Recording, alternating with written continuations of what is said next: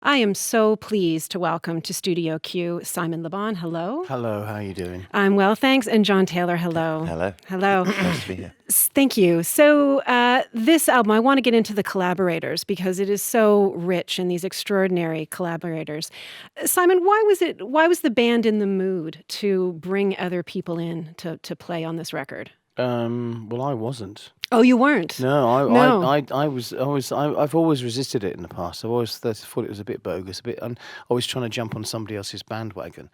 But it so happened that John Frusciante, one of the chaps you didn't mention, John Frusciante, ex of the Red Hot Chili Peppers, approached John and suggested that he play some guitar on the Duran Duran album, something he'd always wanted to do, and we said yes, okay, and it got done very much. It was very much a sort of long distance love affair, with him laying down tracks in California and us listening to them in London, and it was apparent immediately that it brought something so fresh and so new to the Duran Duran sound that it was a fantastic idea, and that really broke the wall that I'd been kind of building up against it. Yeah. And the next collaboration was Janelle Monáe, and on a vocal collaboration, and we didn't look back after that. Well, I mean, she sounds right at home on the record. Yeah. It sounds like she's been performing with you forever. So, John, were you more open then to the idea of, bringing other influences in and bringing other artists into the core group? Well, I think I've probably gotten more used to the idea through various remixes over the years of there being other bass providers, let's say. Yeah. So, I knew that could happen. But I think, as Simon said, it was having such a musical wizard as John Frusciante, put down his stuff on one of the tracks, 3 of the tracks actually. It was so kind of mind expanding, and then we sort of started creating this narrative with this cast of characters.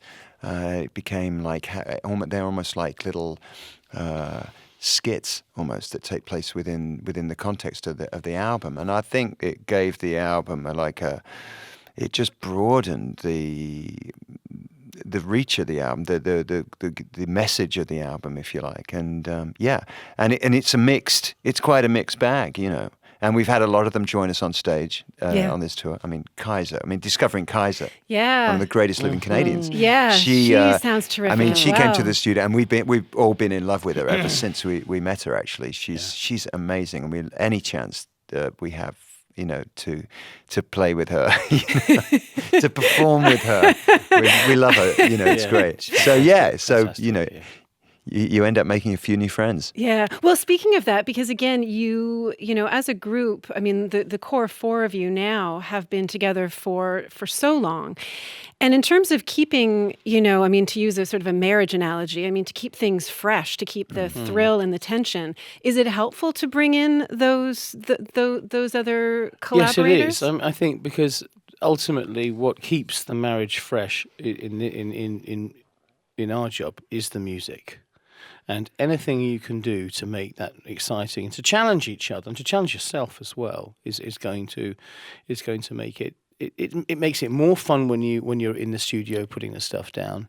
It makes it extraordinary when you get out on the road and you've got material that you really love and that's new, that you're very proud of. It just makes the show so much more engaging for you as a performer. And you don't, to an extent, you don't even think about it. You don't even think about the fact you're standing on the stage like you have been doing for 30 years. Yeah. Because you've got new stuff, and every time you stand on stage with a new song, it's like it's for the first time. Yeah. And I think that having the collaborations was just one of the things we have done to keep the music fresh. Another thing we've done is to change our style on a regular basis. We've always tried to develop the band's sound. We've always tried to discover new territory musically with every album we've done, and that's really worked for us. I think with this one we were particularly in a place where we didn't want to go back to what we were doing before, which was the All You Need Is Now, which was great for us. And Mark Ronson had said, I want to reclaim the '80s with Duran Duran, sort of in relationship to bands like Kaiser Chiefs and the Killers. But we couldn't repeat that with Paper Gods. We knew we had to move forward. Yeah. And one of the really big collaborations which we had was with Ben Hudson, the producer. Yes. I mean, that's the biggest one, really. Mm-hmm. Mm-hmm. And do you still surprise? I want to get into that in a second, but I wanted to ask: do you still surprise each other musically? Like, do you still sometimes turn to one another and think, "Oh, that was great," or Yes. "I didn't know you had that in you"? Oh, I think we definitely believe in each other, and I think we continue to believe in the possibility of each other, and I think we've all done enough alternative collaborations to come back to the mothership and go, we're still extraordinarily ambitious for ourselves. We find that, like, he's my biggest, like, stimulator, if you like. He's my best producer. Nick, we all, the way that we drag the stuff out of each other. But I was just going to go back to Ben, and I was going to mention something that was quite interesting. We put a lot of stock in sound, sonic architecture. And always listening to what's happening, out there, in the contemporary music world, and thinking, oh, I like that kick drum sound that Kanye's got on that record. Oh, I think we'll have that, and we'll have this.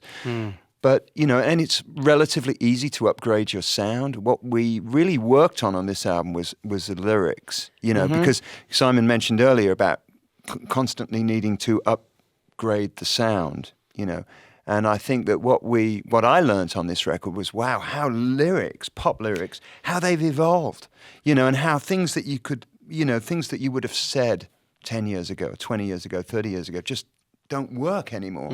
So the idiom has to also get kind of, and Ben was great at that, wasn't he? Yeah, he's fantastic. I mean, he also, he was one of these guys who, certainly when it came to lyrics, I'd write something, and it'd kind of go through the factory, or sort of the filters, which is John and Roger and Nick, and always finally Nick.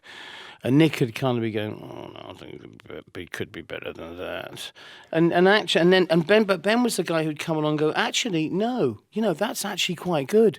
That's you shouldn't try too hard. And that's the really big thing he did, was he made it easier. He just said, if it's going on in your head, it's probably all right to put down in a song. And he gave us a lot of confidence in that way, which we hadn't had before, which was why particularly with lyrics, they were being second guessed the whole time. Yeah. And I think that worked really well for us. I mean, okay, can I just go back to something? Yes, of course. This is your you space. said, do we still surprise each other? Well, absolutely, because when I came in the morning after John laid down the bass line for Sunset Garage, it blew my head off. I thought, that's incredible. I've never heard him play bass like that before, ever. It was amazing. And it's wonderful when you get that from each other. Well, let's play a little bit. This is the title track. This is the song "Paper Gods." Bow to the paper gods in a world that is paper thin. The fools in town are ruling now, bleeding from paper cuts, money for headshots, fools leading. Who needs it?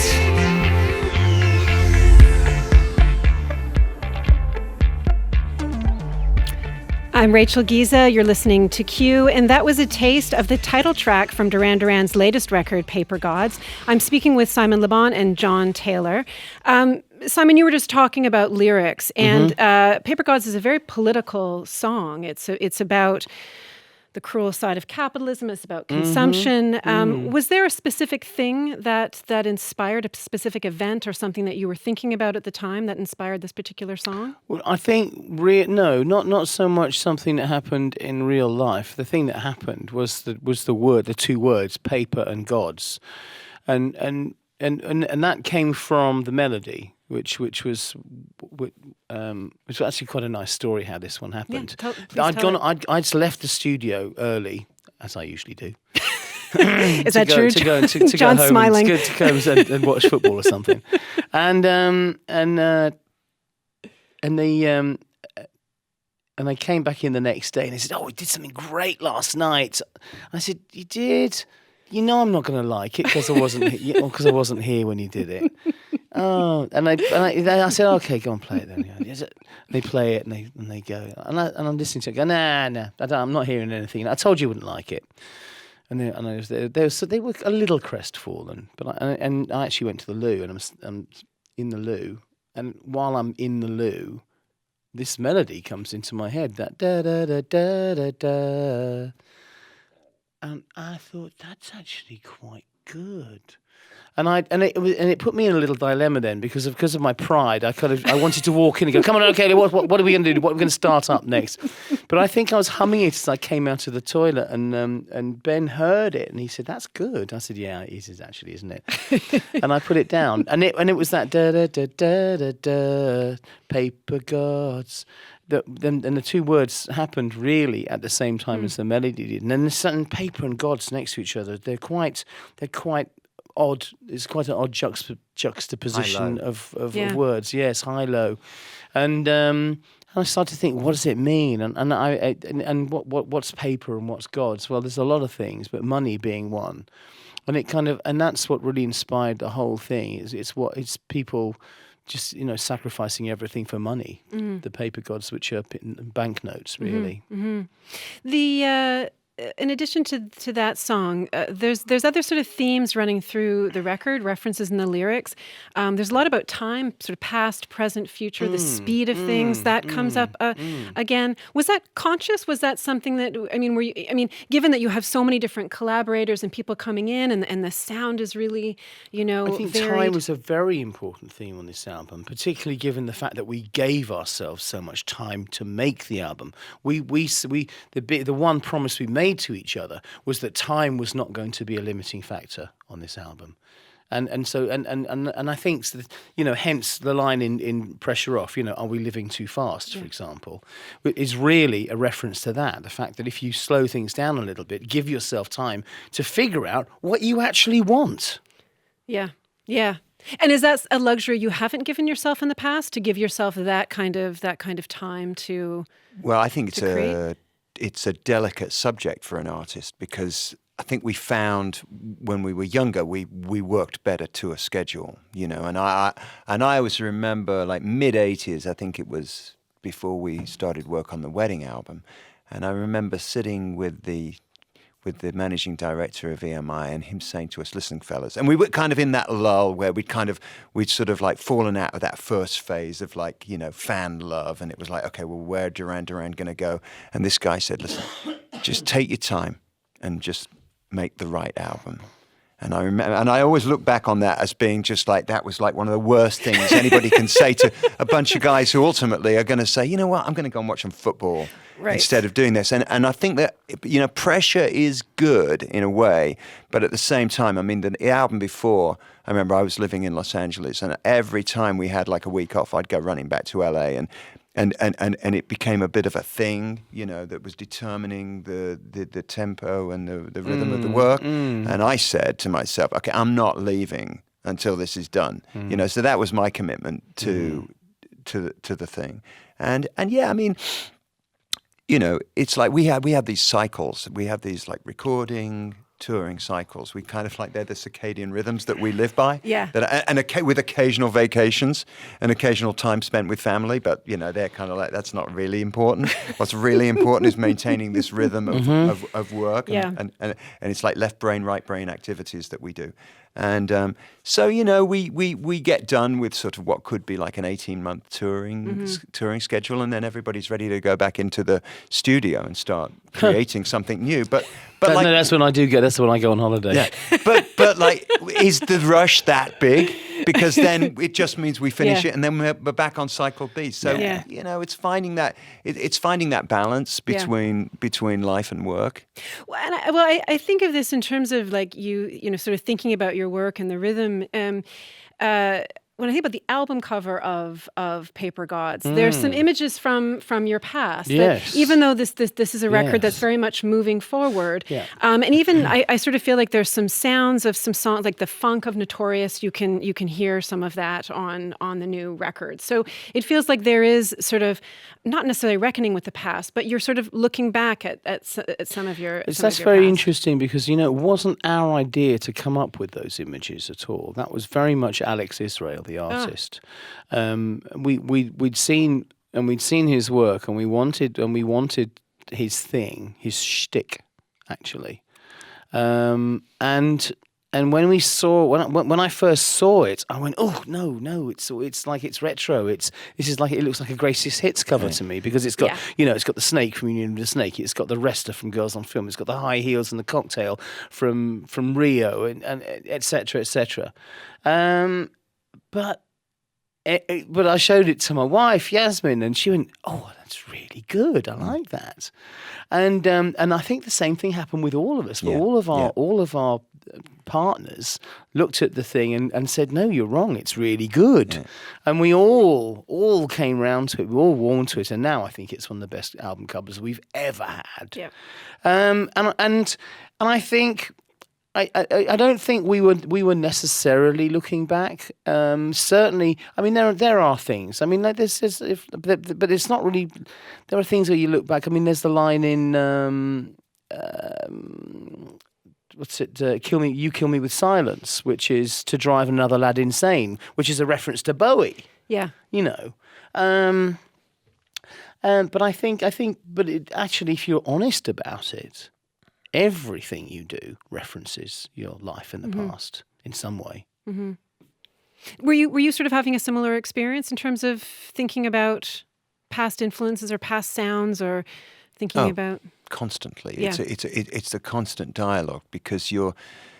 I mean, I often liken it to what it must be like for like the designers at the BMW factory, and they're like, well, we've got to update the 318, the 328. We've got to update it. It's got to be new. It's got to be fresh. It's got to be contemporary. But yeah, it's got to have the disc on the front. We've got to keep those headlamps the way that people like them, and the seats are just perfect. And so you're constantly fighting this, like, well, it's got to be new, but it's also got to be classic. I mean, and I think that's what we want for ourselves. Yeah. We want so we kind of work quite hard on this record to strike that balance. I mean, I was in. I'm a bassist. I mean, and I remember saying to Nick one day, man, I was looking down the top 10. iTunes songs, and I don't think there was a bass guitar anywhere. Oh. And he's like, well, let me introduce you to a bass synth. And I was like, darn it, I never wanted to come here. But we did that. But now he's not standing on stage playing one. Yeah, right. I don't. But it's just finding that. It's finding that balance between. I don't want to say new and old, but between a sort of authenticity and an openness freshness. To Speaking of the album cover and the album art, I wanted to talk to the two of you about aesthetics and about style, because it seems to me that right from the beginning, it wasn't just a sound; it was a look. It was your videos, which were pioneering in the '80s in terms of establishing a particular look, in terms of having the high production values, and then also your stage shows, also in terms of what you'd bring to your shows. Were you all involved from the start in sort of the entire sort of package, from the sound to the look to the art to the most videos? Definitely. I mean, we grew up in the 70s. We grew up in England, where the artists that we were interested in, like Bowie was the main man. Yeah. Simon and I wouldn't be sitting here without his work.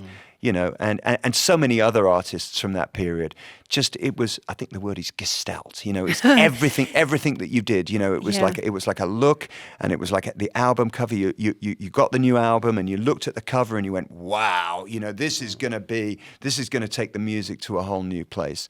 And then punk rock happened, and even though it was like anti-style, it was extraordinarily styled, and you thought about, and bands like The Clash and the Sex Pistols thought about what they were going to be wearing in just the same way as Bowie and Freddie Mercury thought about Yeah. what they were wearing.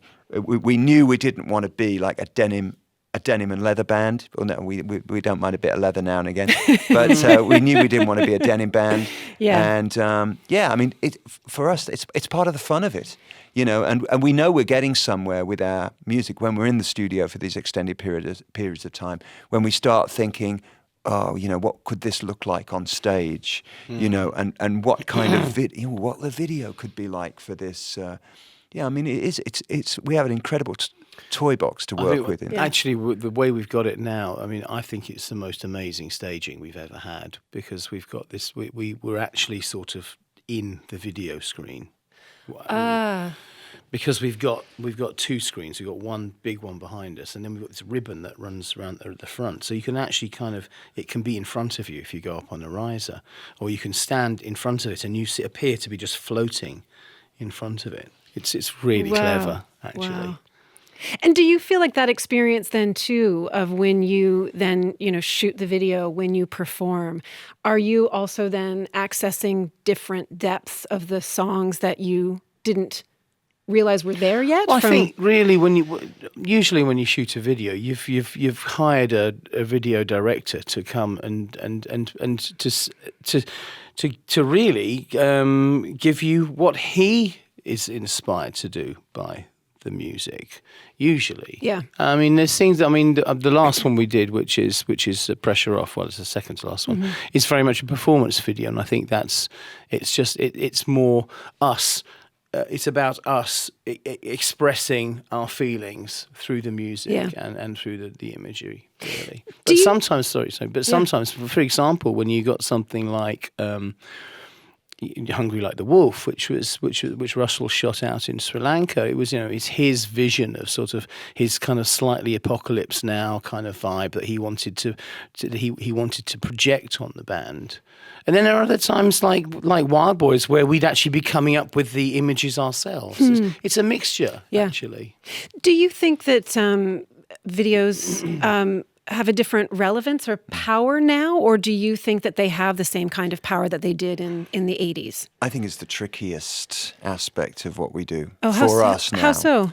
Well, I think because we have a very tall shadow with our video catalogue, and the work that we did in the 80s kind of defined us in some ways and defined the medium, and I really don't understand it anymore. You know, we were very fortunate when we came along that we kind of lucked into Russell Mulcahy, who was this video vernacular was getting written before our eyes, and we were right in it. And it worked for us, and we worked for it. You know, and now it's. I almost prefer creating screen content for the live shows because we're a little less precious about it, and we can very quickly create something that's very effective, that just supports, just sits behind what we're doing, what Simon's singing, and it doesn't try to tell the whole story. It doesn't try to, you know, it's not... I mean, that I think is quite interesting because that's another, and Nick, who's not here, is a massive part of putting that together. But one of the things that happens when you create this sort of seamless video narrative that goes throughout the entire show, it also has a way of bringing all the songs up to the same point. And so people are watching this thing, and the images are moving, and it doesn't matter that the music's going from 1982 to 96 to 2015 to. It's like you've got this contemporary veneer, the visual that's happening, and it's quite exciting actually because it keeps everything in the now. Yeah. You had, Simon, you had talked a little while ago about, you know, this record kind of, you know, embracing the 80s and you know, with a collaborator like someone like, you know, Kaisa, who has that, you know, terrific kind of 80s, 90s sound and look. And well, yes. Yeah. What do you make about that resurgence of that sound? I love it, but I love the modern interpretation of it. It's not a purist interpretation. Right. It's a now interpretation. It's taking certain aspects, and certainly in fashion, it's taking the better aspects of it, I think, and making them very modern. And in a very unself-conscious way as well. Is the way it's been done, and I think musically and visually, it's really great. Yeah. The last thing I wanted to ask you, because we started out by talking about collaborators, and you just brought these great people in to work with you for the current album. Is there anybody who's making music right now that you haven't had an opportunity to work with that you think? Yes. Okay, so Simon, who would be on your dream list? Well, what's the guy's name in Tame Impala? I keep forgetting his name. Kevin. Yeah, I'd love to work with Kevin him. Parker? Yeah. Yeah. Fantastic. Absolutely fantastic. Brilliant. Yeah. And what about you? Well, I like, who's that Swedish producer? Max Martin? Yeah. I wouldn't mind going up to Stockholm and doing a week with him. And I like Mike Dean as well, a lot. He produced a lot of Kanye's stuff and the Travis Scott stuff. He's fantastic programmer. And given the circadian rhythm of touring and recording and writing, are you looking forward to getting back to creating new music after when this tour is done? No. Which means we're not there yet. We're not there yet. We will get there. There will be a point where it's all I'm thinking about. Right.